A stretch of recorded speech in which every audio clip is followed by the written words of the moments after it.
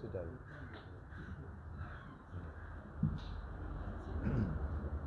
Bismillah.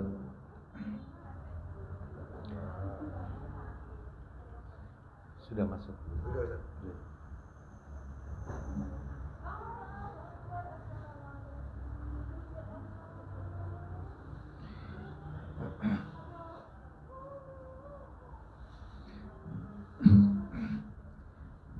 Assalamualaikum warahmatullahi wabarakatuh. Alhamdulillah alladzi bi ni'matihi tatimmus shalihat wa ashhadu an la ilaha illallah wahdahu la syarika lah wa ashhadu anna Muhammadan abduhu wa rasuluh. Ya ayyuhalladzina amanu taqullaha haqqa tuqatih wa la tamutunna illa wa antum muslimun. Amma ba'du. Fa inna asdaqal hadisi kitabullah wa khairal hadi hadi Muhammadin sallallahu alaihi wasallam wa syarral umuri muhdatsatuha wa kullu muhdatsatin bid'ah wa kullu bid'atin dhalalah wa kullu dhalalatin finnar. Ikhwan wa akhwati fillah, bapak-bapak, ibu-ibu, kaum muslimin dan muslimah, jamaah majelis taklim yang semoga dimuliakan oleh Allah Subhanahu wa ta'ala.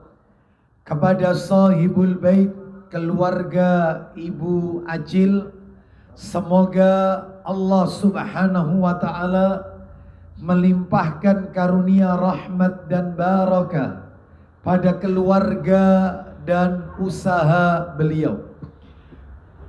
Tidak ada kata yang patut kita ucapkan pada pagi hari ini melainkan rasa syukur kita kepada Allah Subhanahu wa ta'ala atas segala karunia nikmat yang telah Allah berikan kepada kita, baik itu nikmat iman, nikmat Islam, nikmat diberikannya kita hidayah taufik sehingga kita mampu membedakan mana yang hak, mana yang batil, mana yang tauhid, mana yang syirik, mana yang sunnah, mana yang bid'ah, mana yang ma'ruf, mana yang mungkar. Semua itu adalah karena hidayah taufik yang Allah berikan kepada kita.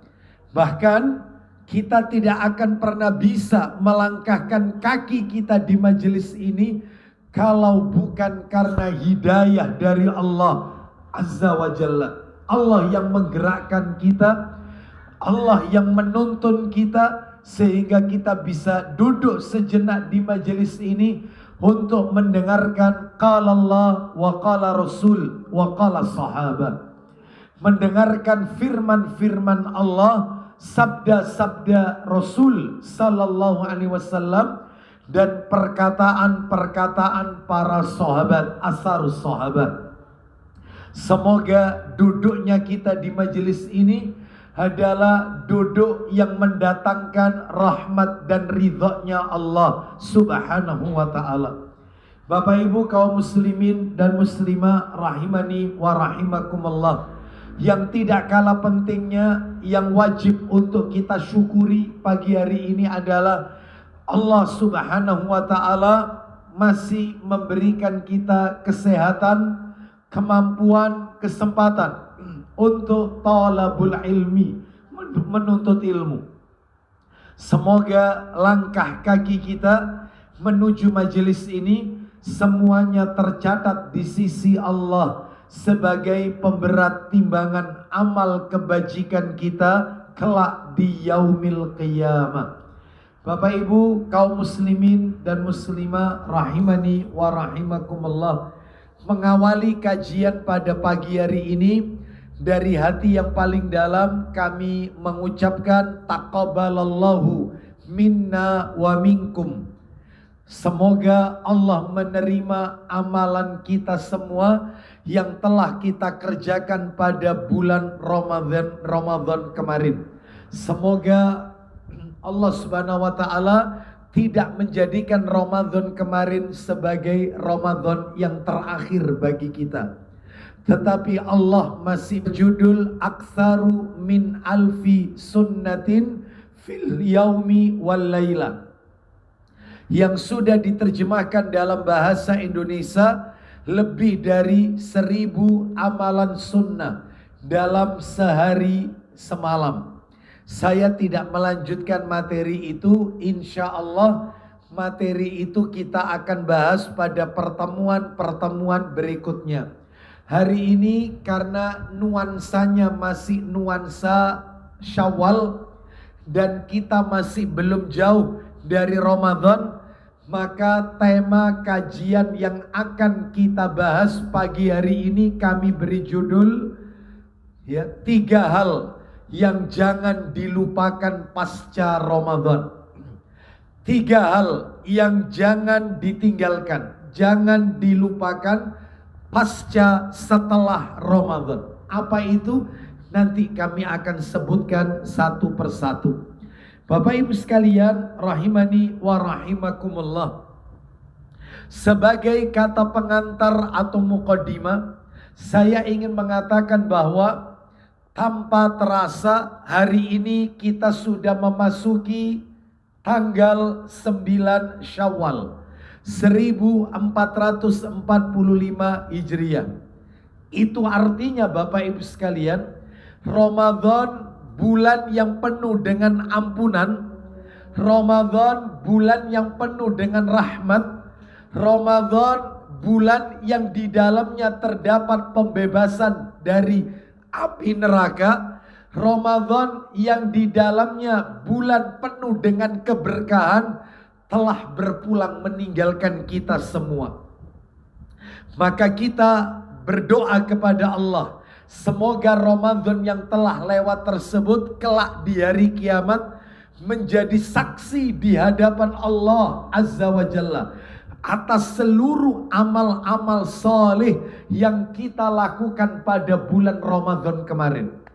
Dan tentunya kita juga berharap, berdoa kepada Allah Subhanahu wa ta'ala, semoga seluruh amal-amal kebajikan yang kita lakukan di bulan Ramadan kemarin menjadi penyebab diampuninya semua dosa dan kesalahan yang pernah kita lakukan. Sebagaimana Allah Subhanahu wa ta'ala berfirman dalam Al-Quran, suratnya surat yang ke-11, surat Hud, ayatnya ayat 114. Surat Hud ayat 114. Saya bacakan penggalan ayatnya saja, bagian bawah. Jadi kalau Bapak Ibu membuka surat Hud, surat nomor 11, itu perbuatan-perbuatan yang baik itu dapat menghapus dosa kesalahan yang pernah kita lakukan. Makanya Bapak Ibu sekalian, amal ibadah yang kita lakukan di bulan Ramadan kemarin, baik yang wajib maupun yang sunnah, semuanya akan menjadi penyebab diampuninya semua dosa-dosa kita. Bahkan Bapak Ibu di dalam hadis, ya, riwayatnya riwayat Muslim, mungkin bisa minta tolong dibuka nomor aslinya, Sahih Muslim, nomornya nomor 233, nomor asli ya, di Sahih Muslim nomor 233. Kita dengarkan ini.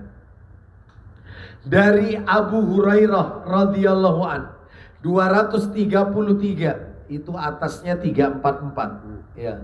Nomornya 233. An Abi Hurairah radhiyallahu an, anna Rasulullah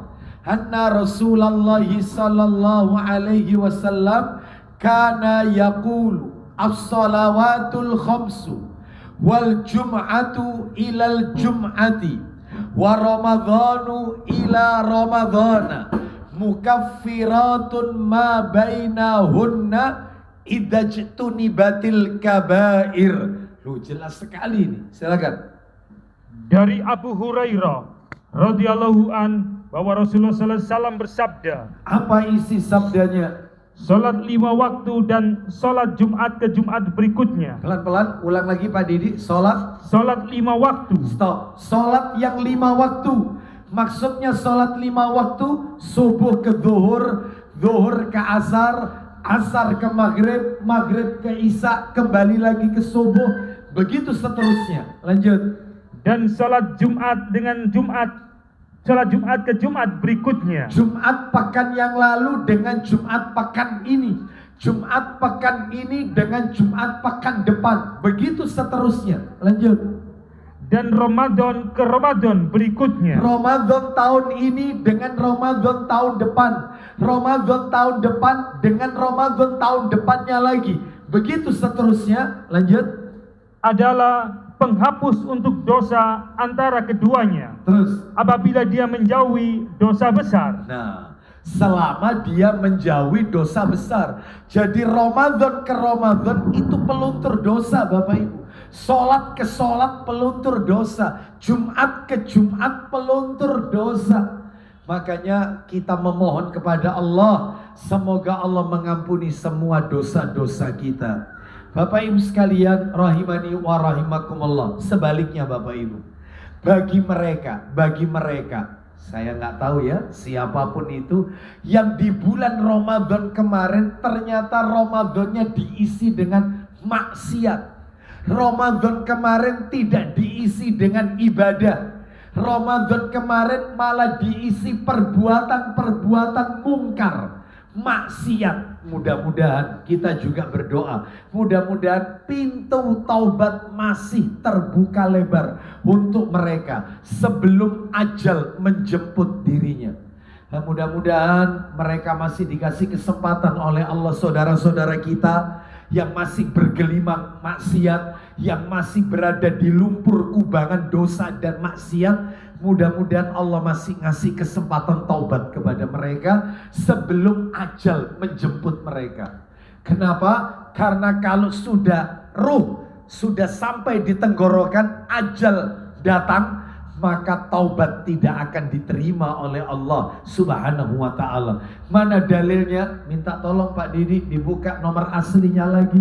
Ibnu Majah nomornya 4253, nomor asli Ibnu Majah nomor 4253. Dari mana hadis itu?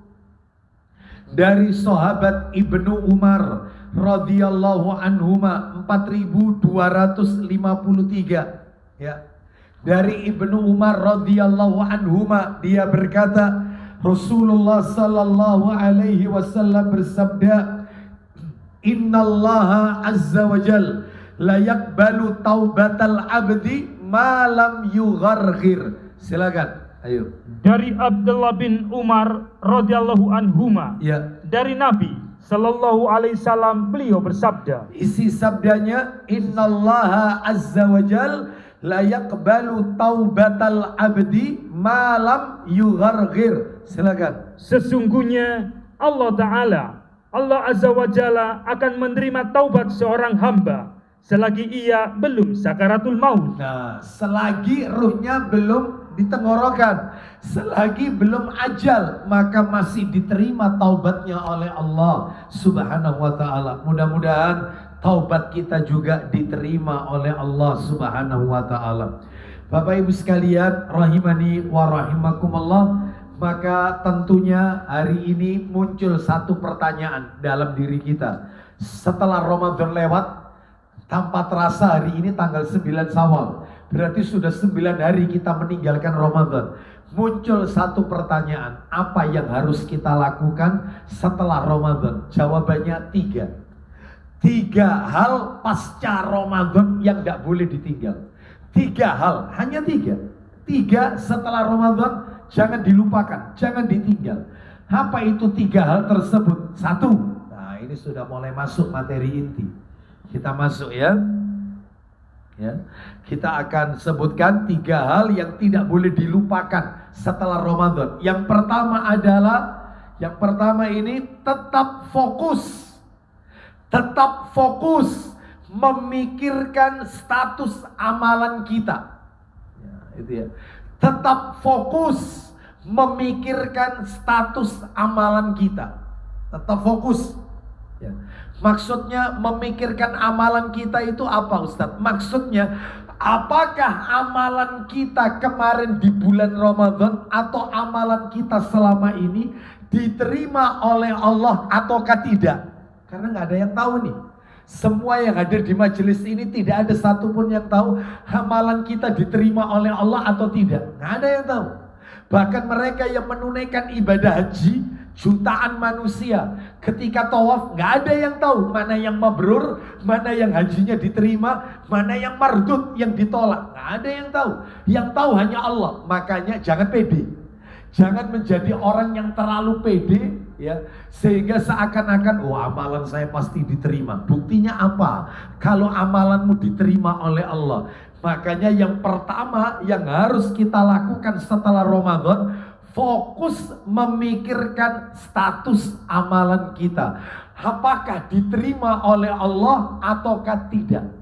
Ya, Pak, Bu, mohon maaf ini. Ya, setiap kita pasti ingin amalan kita diterima oleh Allah. Tidak ada satupun di antara kita yang pengen amalannya tertolak. Nggak ada. Jangankan kita Bapak Ibu, jangankan kita. Nabi Ibrahim alaihissalam bersama putranya Ismail alaihissalam setelah meninggikan bangunan Ka'bah. Jadi Nabi Ibrahim alaihissalam ketika meninggikan bangunan Ka'bah itu beliau membaca doa. Doanya ada di Quran. Saya yakin Bapak Ibu pasti hafal doanya. Doanya itu ada di surat Al-Baqarah. Bisa minta tolong Al-Baqarahnya dibuka ayatnya, ayat 127. Al-Baqarah ayat 127. Insya Allah Bapak Ibu hafal kok dengan doa ini. Surat Al-Baqarah ayat 127. Ini doanya Nabi Ibrahim alaihissalam. Allah berfirman. Kita dengarkan Bapak Ibu sekalian murotalnya.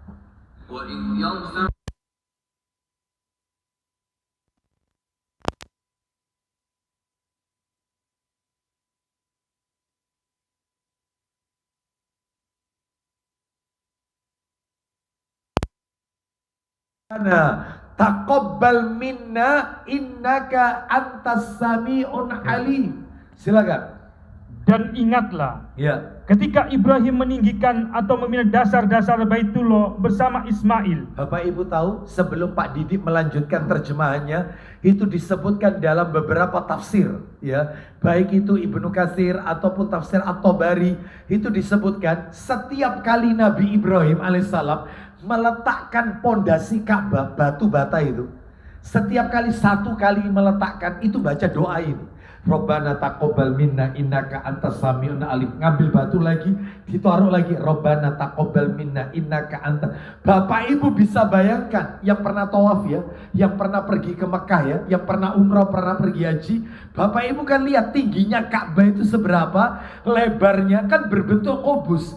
Itu tiap kali meninggikan batunya itu membaca doa Robbana taqabbal minna innaka antas sami'un alim.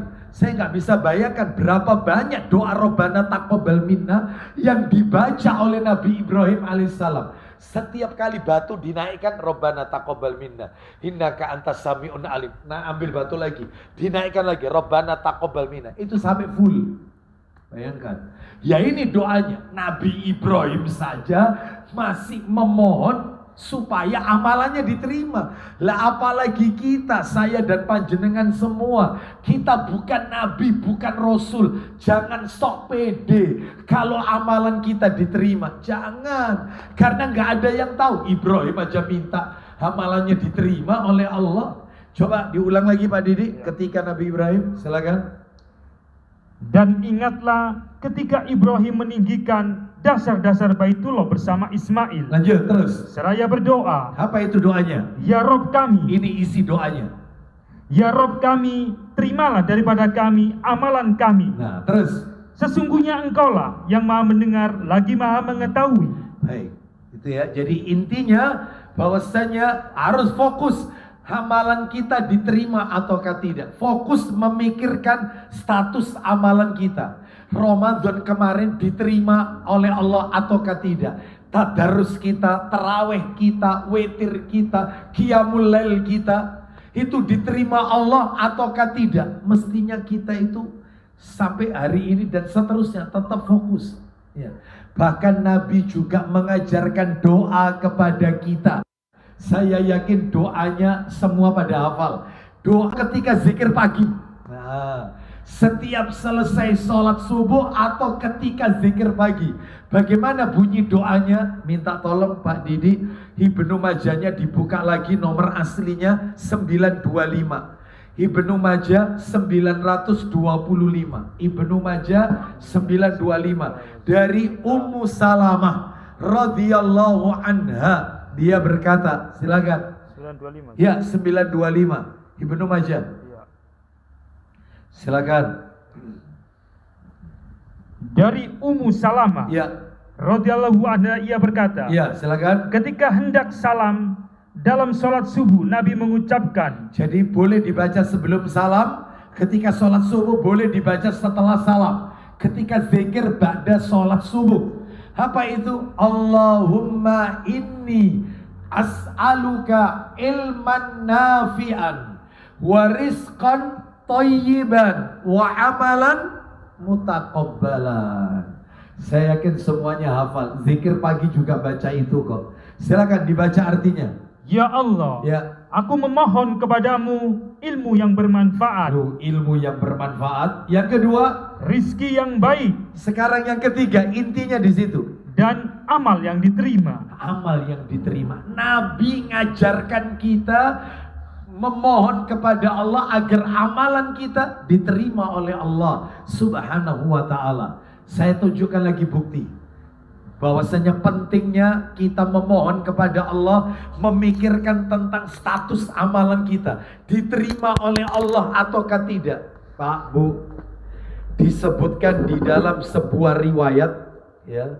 Ini disebutkan, disahihkan oleh Syekh Albani dalam kitab Tamamul Minnah. Bahkan hadis yang akan kami bacakan ini juga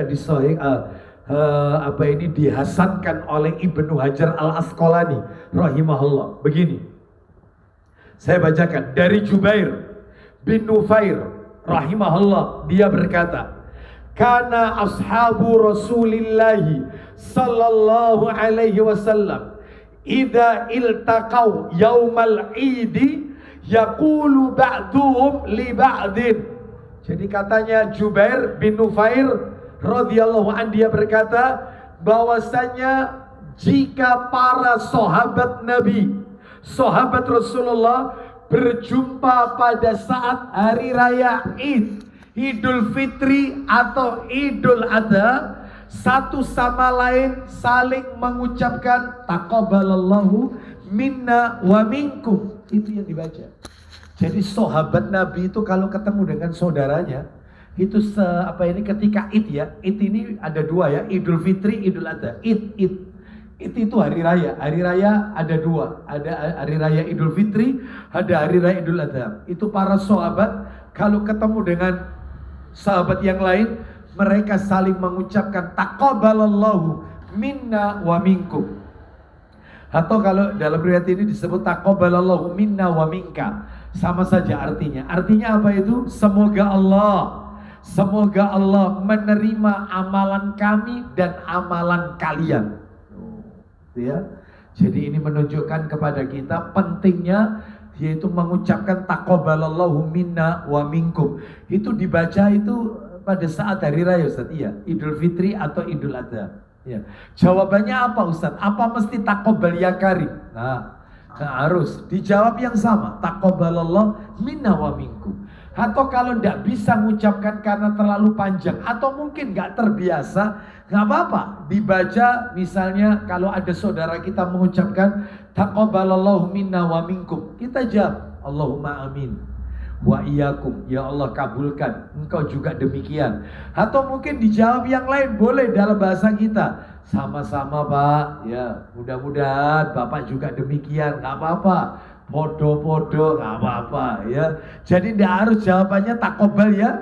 Ya Karim. Sebab sering kali kita dengarkan kalau takobbalallahu minna wa minkum dijawab takobal ya Karim. Juga nggak apa-apa, tapi tidak harus itu jawabannya.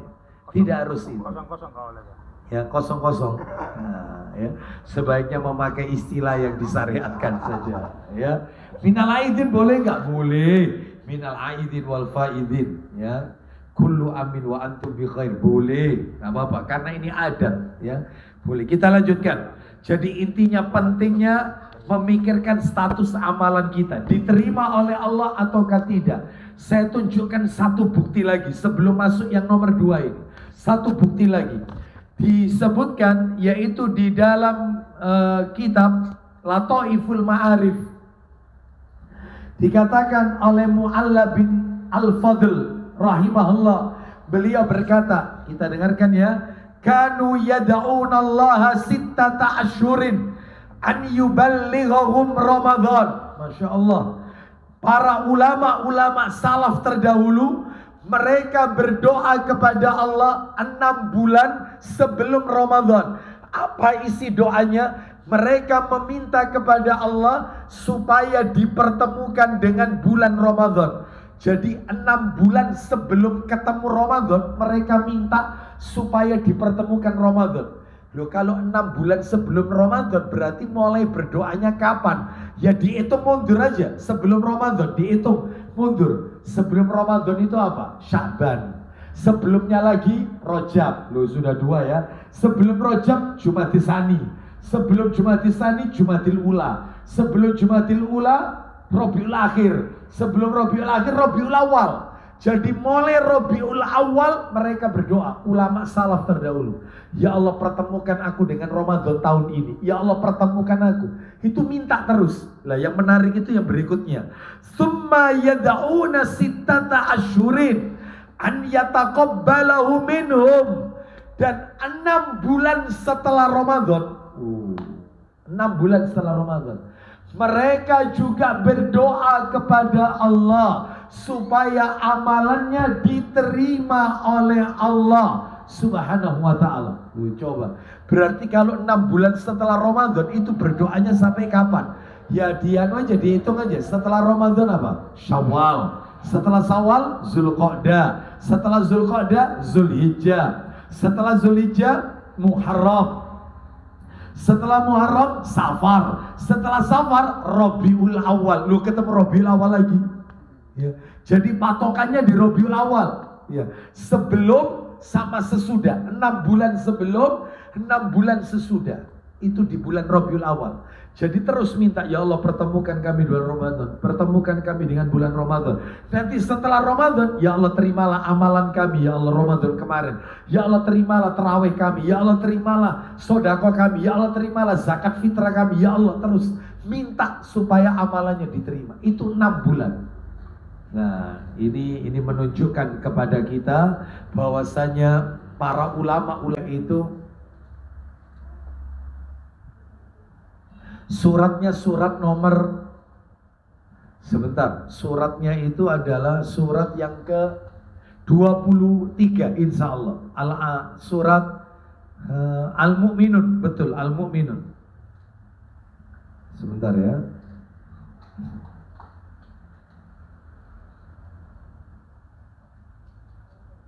Al-Mu'minun ayatnya 60. Ya. Kalau tidak salah, sebentar. Surat Al-Mu'minun, surat yang ke-23,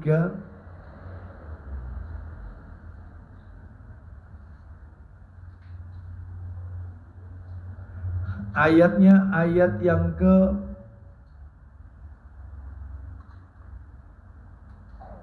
60 betul.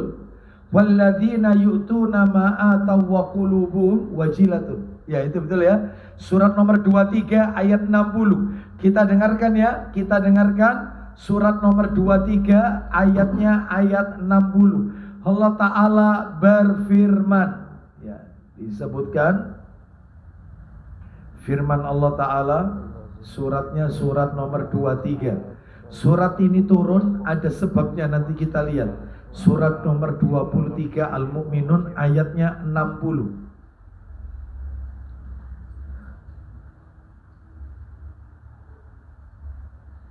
Ya, kita dengarkan. Allah Ta'ala berfirman,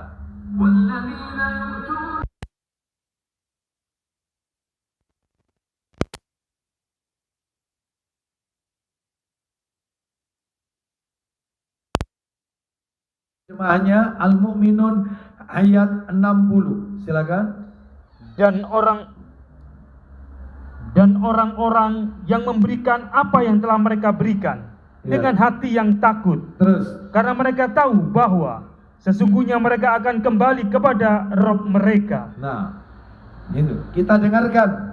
Bapak Ibu sekalian, ayat ini turun ternyata ada sebabnya. Sebabnya bisa kita lihat di dalam riwayat Tirmidzi, dalam kitab Sunan Tirmidzi.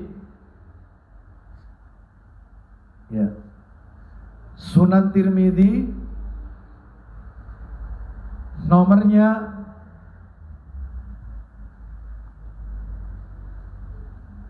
nomor 3175, 3175. Ya, Tirmidzi 3175.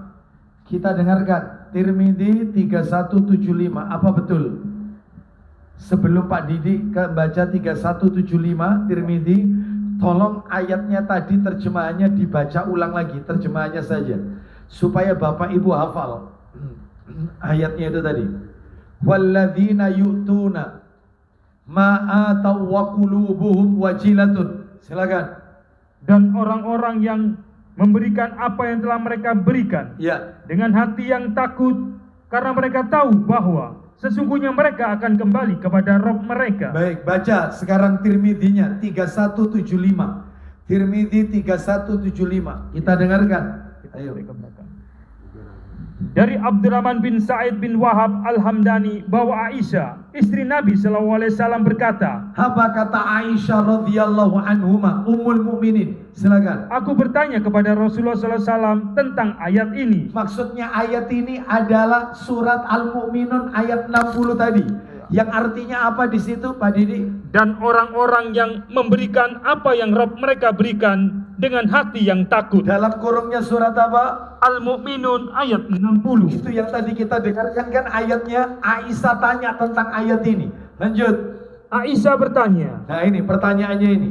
Aisyah bertanya kepada Nabi sallallahu alaihi wasallam, "Ahumul ladzina yashrabunal khamra wa yasriqun?" Silakan.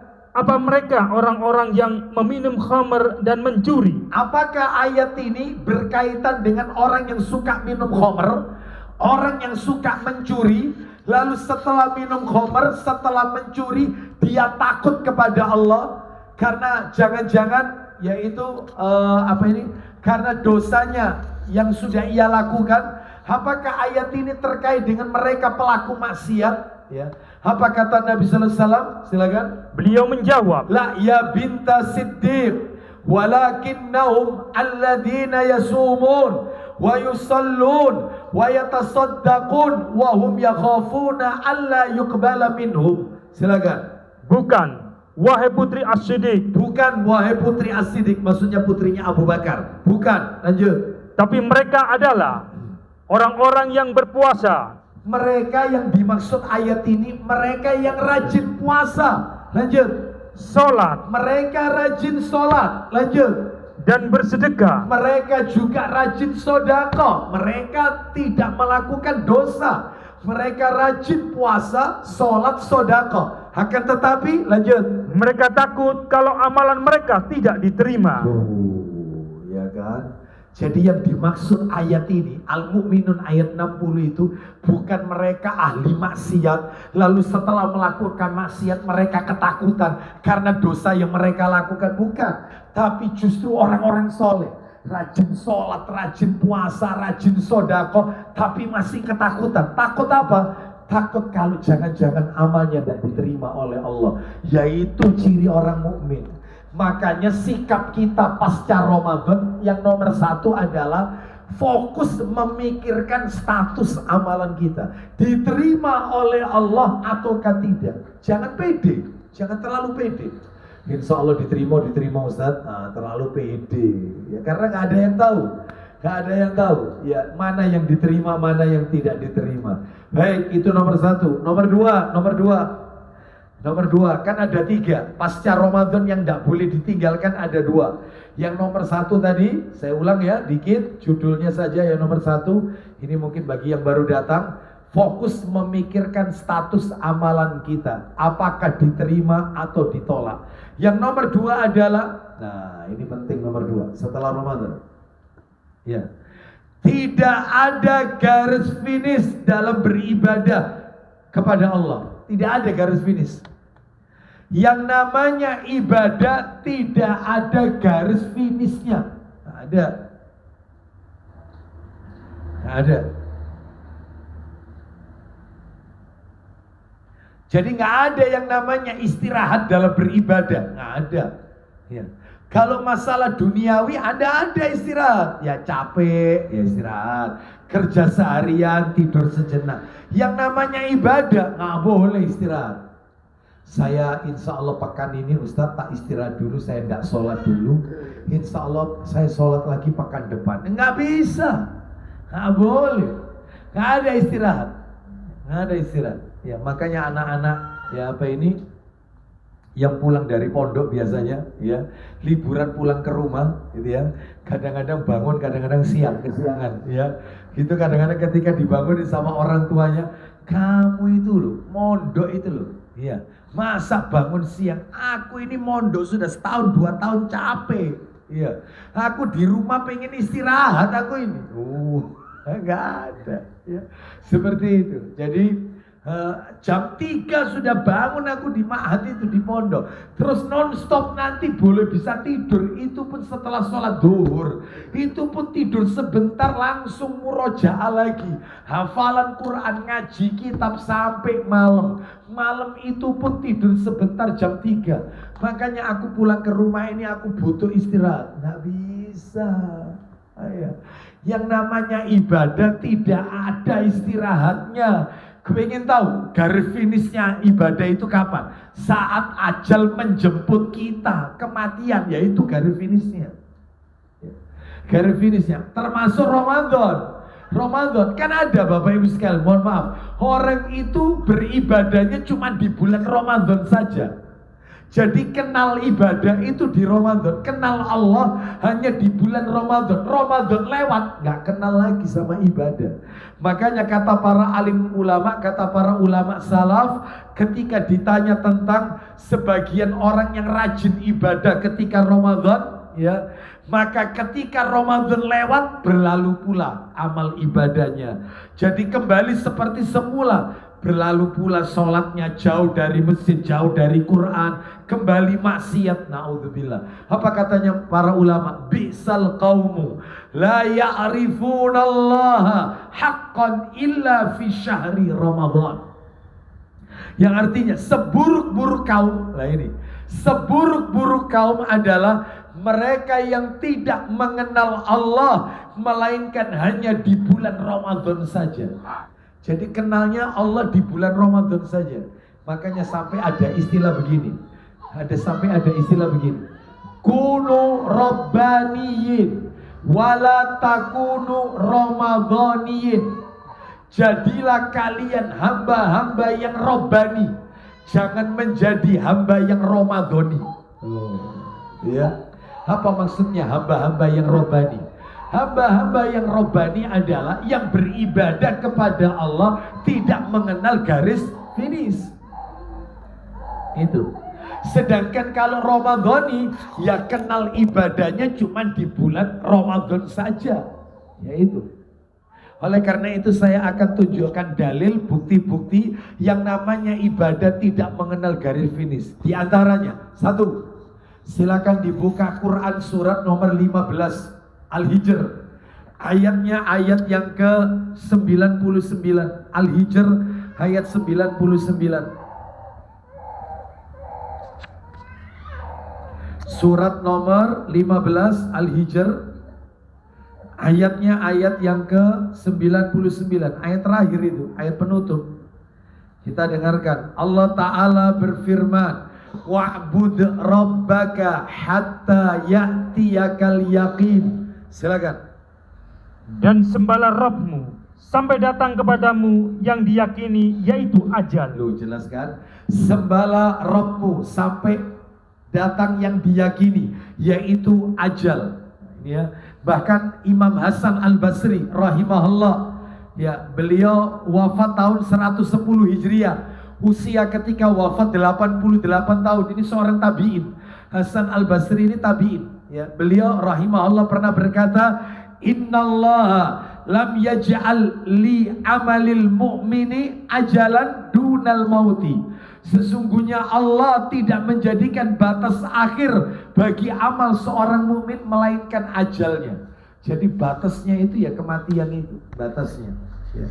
Bahkan Imam Ahmad, nah ini menarik ini. Imam Ahmad bin Hanbal rahimahullah, beliau pernah ditanya, ya Imam, mata yajidul abdu ta'mar roha. Wahai Imam, kapan seseorang itu bisa merasakan kenikmatan, kenyamanan, ketenangan? Istirahat itu kapan? Ya masa ibadah terus, sholat terus, ya masa puasa terus, ya zikir terus, baca Quran terus, kan lama-lama capek.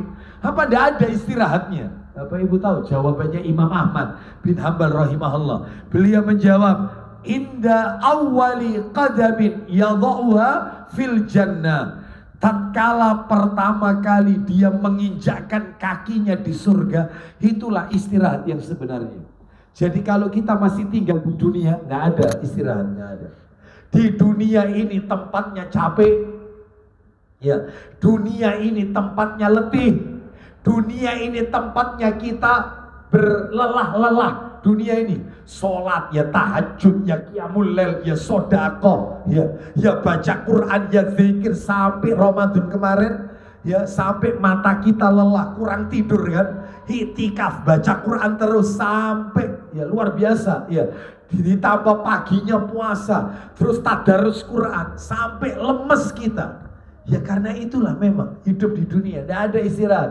Yang namanya istirahat itu kalau kaki Bapak Ibu sudah menginjak surga, itulah istirahat yang sebenarnya.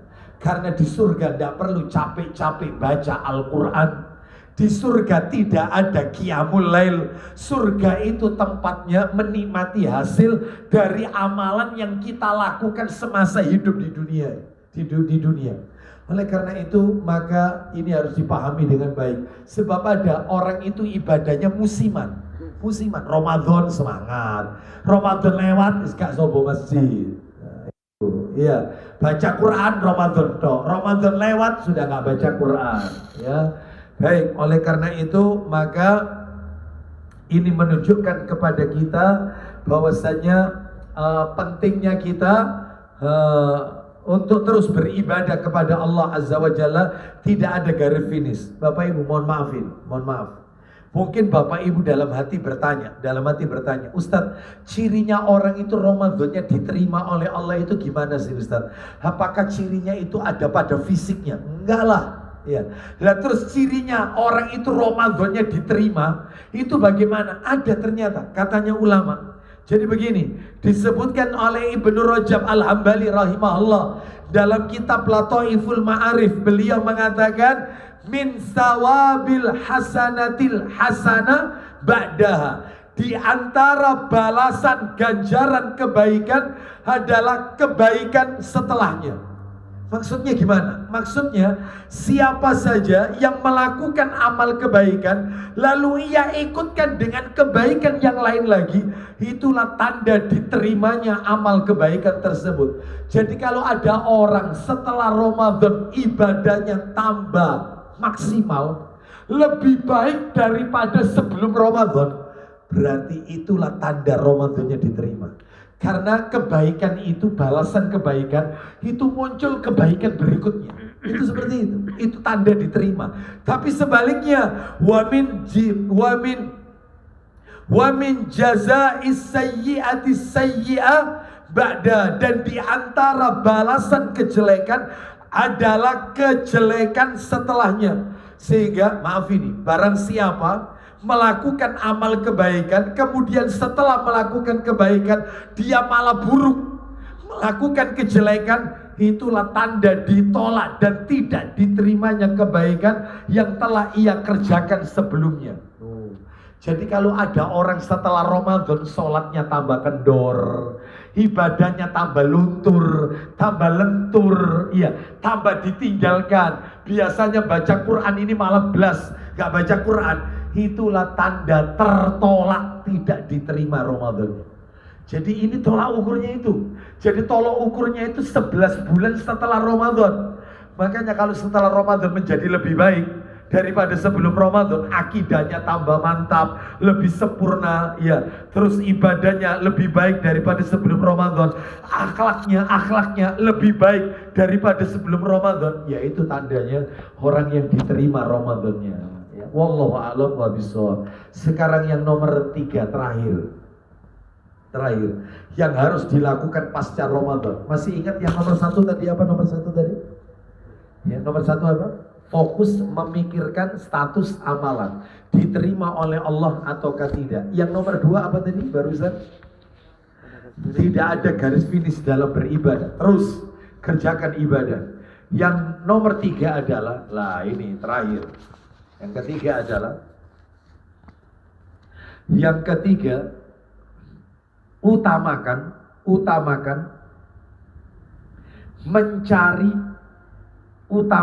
mencari pintu maaf dari Allah.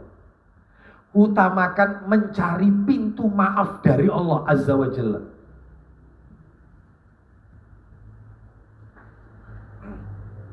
Bapak Ibu sekalian, maaf ya, harus jujur ini ya, harus jujur. Bapak Ibu bisa lihat setelah kemarin sholat Idul Fitri hari-hari kemarin, semua orang, mayoritas mereka bersemangat untuk mencari pintu maaf kepada sesama. Ya. Ketika ketemu sama saudaranya, Pak lahir batin ya, Bu lahir batin ya, kosong ya, minal aidin, minta maaf loh ya kalau selama ini saya punya salah. Mereka bersemangat, sibuk mencari pintu maaf dari orang lain. Mereka lupa bahwasanya mereka yang mestinya yang harus dilakukan mencari pintu maaf dari Allah. Oh iya, itu yang harus dikedepankan. Itu minta maaf kepada Allah Azza wa Jalla, minta ampun kepada Allah Azza wa Jalla, bukan sibuk ya. Lo aku dulu nganu njok sepuro ambek anu kakak. Aku dulu nyambangi anu guru sepuro dulu minal aidinan. Ya. Yang dikejar itu adalah minta maaf, pintu maaf dari orang lain. Bahkan tetangga saya kemarin ketemu saya dari jauh. Pak Ustadz, kosong ya, lahir batin Pak Ustadz. Lahir batin. Terus ya, impas Pak Ustadz ya, gak ada dosa. Ya. Dia lupa kalau kita itu sering melakukan dosa kepada Allah Azza wa Jalla. Oleh karena itu Bapak Ibu sekalian rahimani wa rahimakumullah, ini adalah sikap yang salah. Seharusnya sebelum kita minta maaf kepada manusia, lebih dahulu kita harus meminta maaf kepada Allah Azza wa Jalla. Sebagaimana kata Yahya bin Mu'adz rahimahullah, beliau pernah berkata, laisa bi'arifin man lam yakun ghayatu amalihi minallahil afwa. Artinya bukan orang yang bijak, bukan orang yang arif jika dia tidak pernah mengharap pemaafan, penghapusan dosa dari Allah Azza wa Jalla. Dia tidak pernah minta maaf kepada Allah. Itu bukan orang yang bijak, bukan orang yang arif. Pak, Bu, mohon maaf. Ayo tak tunjukkan bukti. Semua amal ibadah, perhatikan ya, ibu-ibu sekalian, diperhatikan ini, diingat baik-baik ini, bapak-bapak semuanya. Setiap amal ibadah, semua amal ibadah itu mesti akhirnya kita disuruh istighfar. Kita disuruh istighfar. Pengen tahu? Ayo tak tunjukkan buktinya. Bukti. Setiap selesai ibadah kita disuruh minta ampun kepada Allah. Sholat. Setelah sholat istighfar atau tidak? Ayo setelah sholat. Assalamualaikum warahmatullahi wabarakatuh. Assalamualaikum warahmatullahi. Baca apa? Astagfirullah. Istighfar. Ya, mana dalilnya? Dalilnya bisa kita lihat. Coba bisa minta tolong Pak Didi. Dalilnya adalah yaitu disebutkan di dalam Sahih Muslim.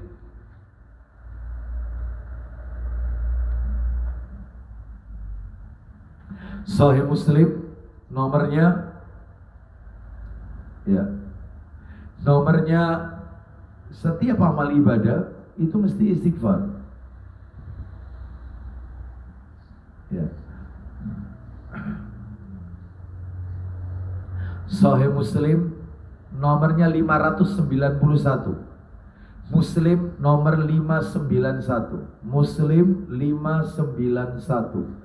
Coba, mudah-mudahan benar. Nabi SAW, beliau setelah sholat, beliau istighfar kepada Allah. Iya, silakan Pak Didi. Dari Sauban radhiyallahu an. Nah, iya kan? Jelas sekali. 591. Baca. Silakan. Iya. Dari Sauban radhiyallahu an, dia berkata. Silakan. Jika Rasulullah SAW selesai sholat ya, lanjut. Beliau akan meminta ampunan 3 kali. Minta ampun istighfar 3 kali, dan setelah istighfar dan memanjatkan doa. Allahumma antas salam wa minkas salam tabarakta yadal jalali wal ikram. Itu. Jadi istighfar. Nah, itu setelah sholat itu. Sekarang setelah zakat. Mohon maaf, ketika puasa, setelah puasa. Coba Bapak Ibu lihat. Puasa Ramadan, saya tanya, puasa Ramadan itu saya tanya tolong dijawab.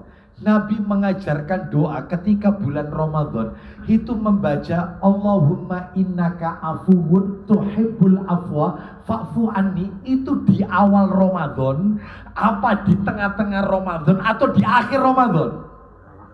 Akhir. Betul atau tidak? Selalu di akhir. Istighfar itu di akhir. Setelah kita melakukan amal soleh, mesti ditutup istighfar. Setelah sholat istighfar. Setelah puasa, mengakhiri puasa, Allahumma innaka afuwun tuhibbul afwa fa'fu anni. Ya Allah, sesungguhnya Engkau Maha Pemaaf, mencintai orang-orang yang meminta maaf atau meminta ampun, maka ampunilah, maafkanlah aku. Fa'fu anni. Gitu ya. Seperti itu. Haji. Ayo, pengen tahu. Haji juga ada Ustaz. Oh iya, orang itu kalau habis tawaf, bukan tawaf. Orang itu kalau sudah wukuf di Arafah, itu Allah memerintahkan kita untuk istighfar. Mana dalilnya? Coba dibuka Al-Baqarah ayat 199.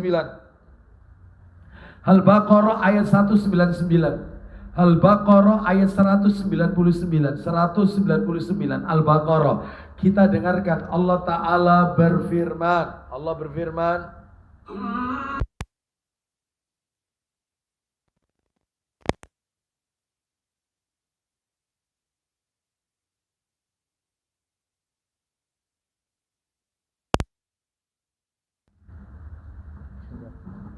Kemudian bertolaklah kamu dari tempat bertolaknya orang-orang banyak, yaitu Arafah. Terus. Dan mohonlah ampun kepada Allah. Setelah wukuf dari Arafah, bertolak dari Arafah berarti kemana kalau bertolak? Ya ke Musdalifah, cari kerikil. Jadi tanggal 9 itu kita di Arafah, malamnya itu cari kerikil di Musdalifah, nginap di Musdalifah sampai pagi. Ya, jadi di Musdalifah nggak ada tenda, ya panas kepanasan, ya hujan kehujanan. Nah, terus kemudian nanti sholat subuhnya di Musdalifah. Berarti tanggal 10-nya itu siap-siap lempar jumroh. Jadi setelah wukuf itu istighfar. Istighfar. Allah mengajarkan itu kepada kita. Contoh lagi, tak kasih contoh lagi. Banyak buktinya. Kalau kita ini setelah melakukan amal ibadah, itu disuruh istighfar. Mana dalilnya? Dalilnya disebutkan, misalnya lagi, saya tambahkan ini ya. Misalnya lagi,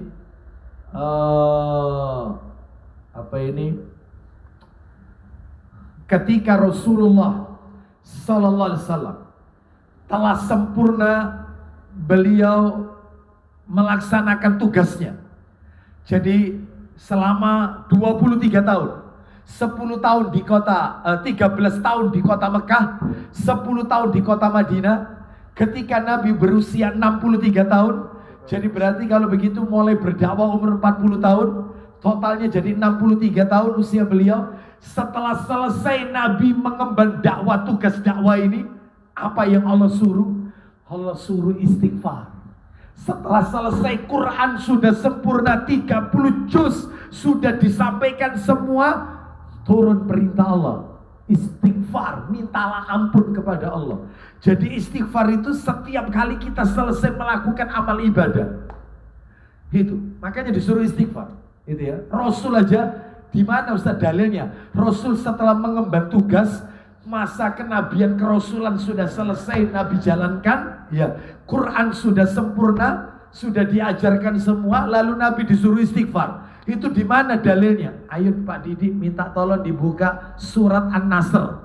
Surat An-Nasr itu surat nomor berapa ya? Juz 30 itu. 110. Surat An-Nasr itu surat nomor 110, Idza Jaa. Ya. Kita dengarkan Allah Ta'ala berfirman. Allah berfirman surat An-Nasr ayat 1 sampai ayat 3. An-Nasr 1 sampai 3. Allah berfirman, Bismillahirrahmanirrahim.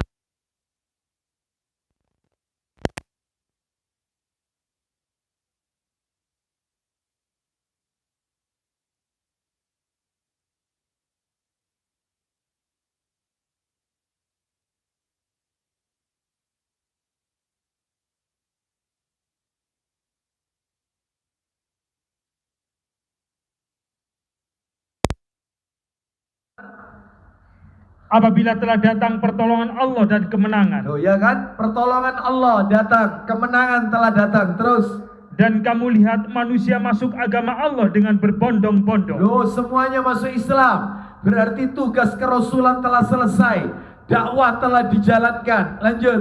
Maka bertasbihlah dengan memuji Rabbmu dan mohonlah ampun kepadanya. Loh, suruh istighfar. Ya. Suruh istighfar. Jadi ini menunjukkan kepada kita bahwasannya yang harus kita lakukan setelah Ramadan. Yang nomor 3 adalah utamakan mencari pintu maaf dari Allah, minta ampun kepada Allah, terus istighfar terus, ya, minta ampun kepada Allah Subhanahu wa ta'ala. Bapak Ibu sekalian rahimani wa rahimakumullah. Ya, bahkan istighfar ini, kata para alim ulama, kenapa setiap selesai melakukan amal kebajikan, amal soleh, ditutup dengan istighfar, itu manfaat atau tidak? Makanya istighfar. Makanya Bapak Ibu ketika selesai sholat, Assalamualaikum warahmatullahi, Assalamualaikum warahmatullahi, Astagfirullah, Astagfirullah, Astagfirullah. Kenapa kok istighfar? Barangkali ketika sholat tadi, ya, ketika sholat kita memikirkan sesuatu di luar sholat.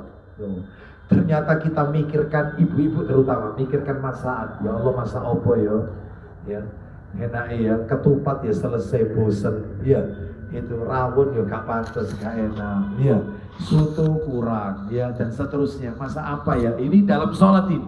Ada lagi mungkin? Ya ujung-ujungnya nggak masak, ya ujung-ujungnya nggak apa-apa. Itu pun masih dipikirkan lagi, GoFood tuh apa ya? Nah itu kan dalam salat. Makanya istighfar, minta ampun. Karena yang namanya ibadah pasti ada kekurangannya. Ramadan, minta ampun. Yang namanya orang puasa, bisa jadi ketika dia puasa membicarakan aib orang. Makanya ditutup Ramadan, Allahumma innaka afun, tuhibbul afwa. Semuanya begitu. Selalu diakhiri dengan istighfar. Mudah-mudahan ada manfaat yang bisa kita ambil pada pagi hari ini. Semoga Allah Subhanahu wa taala mengampuni dosa-dosa kita. Semoga Allah menerima seluruh amal ibadah kita dan Allah menjadikan kita orang-orang yang istiqomah dalam melaksanakan ibadah sampai ajal menjemput kita. Dan tentunya kita berdoa semoga yaitu Allah menjadikan kita, keluarga kita, anak keturunan kita kelak di yaumil akhir sebagai penduduk surganya Allah Azza wa Jalla. Demikian yang bisa kami sampaikan, mudah-mudahan menjadi tambahan ilmu yang manfaat. Ya, saya tutup dengan kafaratul majelis. Ya, saya tidak buka tanya jawab. Insya Allah kita akan lanjutkan pada kesempatan yang akan datang kajian rutin kita membahas kitab lebih dari 1000 amalan sunnah dalam sehari semalam. Kita tutup wassallallahu ala nabiyyina wa ala alihi washabihi wasallam. Subhanakallahumma wa bihamdika asyhadu an la ilaha illa anta astaghfiruka wa atubu ilaik wa akhiru da'wana hanil hamdulillahi rabbil alamin. Assalamualaikum warahmatullahi wabarakatuh.